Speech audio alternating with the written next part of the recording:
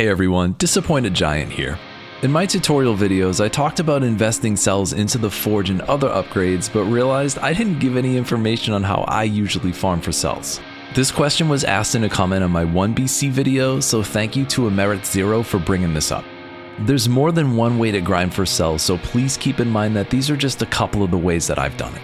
Both of these methods can be done on 0BC without any DLC, but it's worth noting that if you farm cells on either 2 or 3 BC, you'll get double the cells, and on 4 and 5 BC, we'll get triple the cells, which is great for when you realize that you'll need another 10,000 cells to fill out the S rank at the forge. The first method is the most straightforward because it's just a specific way of normally playing the game. Even though this is more time consuming, it's my preferred method because it builds muscle on getting kill streaks and has the benefit of potentially getting more blueprints from the enemies you'll kill. The main premise here is to try to get as many timed and kill doors as possible, since you'll pick up 20 extra cells in each bonus room in addition to any you get from the enemies in the biome. The route that I recommend for doing this is Promenade of the Condemned, Ramparts, Blackbridge Concierge, Stilt Village, and finally the Forgotten Sepulchre. This route has one of the highest numbers of both kill and time doors. Here are the requirements for the bonus doors after each biome. Go from the prisoner's quarters to the promenade in under 2 minutes with 30 kills. Promenade to the ramparts in under 8 minutes with 60 kills.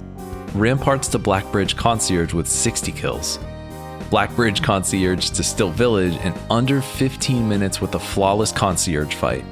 And finally, Stilt Village to Forgotten Sepulchre in under 26 minutes with 60 kills.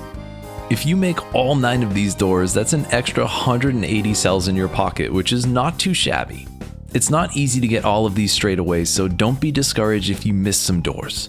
If you're in a situation where you have to choose either between a kill or a time door, I recommend going for the time door because they're guaranteed to open as long as you make it there on time. The normal way I farm like this is by going through each biome and killing enemies as quickly as I can. Once I hit 60, I'll make sure Explorer's Instinct procs and will grab any leftover scrolls or items that I missed. Then I book it straight to the exit. If I take a hit at some point and know I won't have enough enemies left to get 60, I call it a loss, grab the scrolls without wasting any extra time, and move on. You could go to the sewers instead of the promenade, but you may waste some time in the sewers trying to find the ramparts exit, where the ramparts exit in the prom is always in a fixed location at the rightmost part of the level. The enemies are more dense in the sewers and can lead to faster kills though, so pick your poison. Also, you could go to the ossuary instead of the ramparts, but the os is huge and sprawling with lots of empty spaces, especially compared to the tight quarters and enemy density of the ramparts. Again, the route I mentioned is just my preferred route. If there's another route you like better, then get after it. Maybe you want to go to Fractured Shrines before Sepulchre to get the free legendary, or you're on 3 BC or higher and fight Conjunctivius after Ramparts and then hit up the graveyard. Maybe you slow down a bit and chase after incentivized biomes to get more cell drops in that level. Whatever way you plot your path, the real bonus to doing this old-fashioned grind is you may build some muscle in playing the game a little faster and more efficiently than normal while learning how to better evade enemies' attacks as you're darting around the levels. The Dead Cells Wiki has information on each level's door requirements and exit paths if you want to build your own route. The main item that I use for this method is the Assault Shield, which is found in the 2-minute door to the Promenade. If you press the shield button, you'll slide forward and knock enemies back, but there's some extra movement technique that can speed things up. If you press both the shield button and the dash button at the same time, you'll propel yourself forward farther and faster, which not only sends enemies flying, but also helps cover ground quickly to get to those time doors. I always grab an assault shield when farming cells this way, and will generally use builds with faster weapons for faster kills. In addition to the assault shield, the velocity mutation is also a must. There's a variant method of this that involves a custom mode modifier called Hitchcock, but this will disable achievements. The Hitchcock modifier turns some of the enemies into bats and buzz cutters who die relatively quickly compared to other enemies. The move here is to either find an electric whip or lock one in through the custom mode settings and then zip and zap your way through the levels while trying to get all of the kill and time doors along the way. You can grab the superconductor aspect to make your shock damage even more deadly. Be super careful though, because using Hitchcock mode or forcing the E-Whip into a starting slot will disable achievements, and using an aspect will prevent you from getting the next boss cell.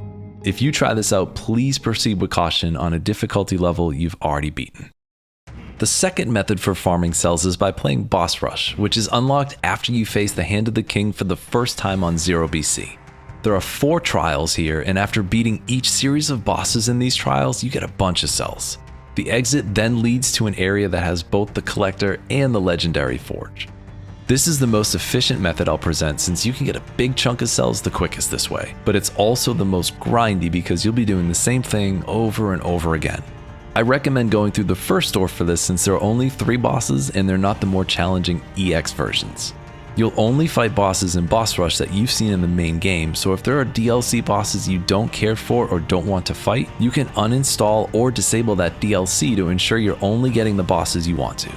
I'm not a huge fan of Boss Rush personally, so won't dig too deep into the mechanics, but it's a great way to get cells quickly even though it feels a little bit more like work. Put on a podcast or audiobook and start the grind. You can make the cell grind easier for any of these methods by using assist mode to drop enemy health to 20%. I personally don't see an issue using assist mode for fighting bosses in Boss Rush that you've already fought dozens of times, especially since cell farming for the forge is such a grind. Your mileage may vary though, so I'll leave the assist mode debate for another time and place and hope that folks in the comments will too.